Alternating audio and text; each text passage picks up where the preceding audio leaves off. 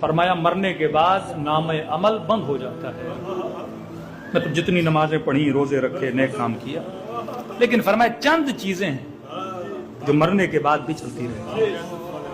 فرمایا وہ کیا ہے؟ فرمایا وہ نیک و صالح اولاد ہے۔ یہ بیٹا جب تک نیکیاں کرتا رہے گا، نمازیں پڑھتا رہے گا، بیٹی جتنی نیک ہوگی، حجب و حیا و عفت میں ہوگی، فرمایا ثواب کس کو ملے گا؟ اس مربی کو ملے گا جس نے اس بیٹی کی تربیت کی ہے۔ اب ہو سکتا ہے تربیت خالہ نے کی ہو، ثواب اس کو ملے گا۔ تربیت ماں نے کی ہو، باپ یہ نہ سمجھے کہ مجھے ملے گا، تربیت کا ثواب اس کو ملے گا جس نے کیا کی ہے؟ وقت دیا ہے، اولاد پہ توجہ دی ہے، اور تربیت کے اصول پتہ ہونا چاہیے، ایک مجلس میں گنجائش نہیں ہے۔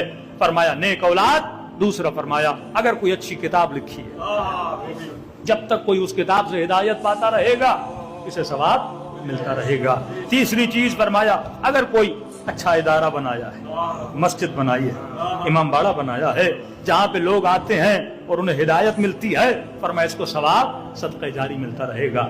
دوسری چیز معصوم فرماتے ہیں جو بھی نیکیاں کرنی ہیں اپنی زندگی میں خود کر کے جاؤ، یہ نہیں کہ آپ وصیت کر کے جاؤ کہ بیٹا مر رہا ہوں، میرے اکاؤنٹ میں 10 لاکھ ہیں، غریبوں کو دے دینا، قضا نمازیں پڑھا لینا، قضا روزے رکھ لینا۔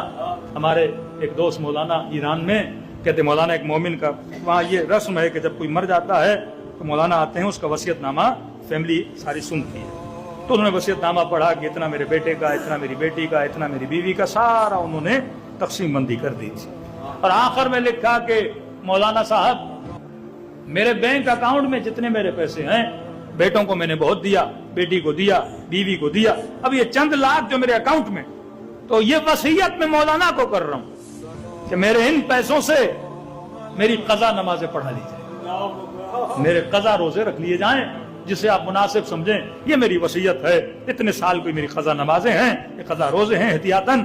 ہم ہوتا یہ ہے کہ مرحوم جب دنیا سے جاتا ہے ہم کئی اس کے لیے اچھے کام کراتے ہیں، بیٹوں کے لیے عرض کر رہا ہوں، مرحوم کے کوئی بھی مرحوم دنیا سے جاتا ہے، کوئی خیر و خیرات کے کام کرتا ہے، صدقات کرتا ہے، 10 مجلسیں مرحوم کے لیے رکھوا لیتے ہیں، لیکن پرائرٹی کس چیز کی ہے کہ میں خیرات کروں اس مرحوم کے لیے؟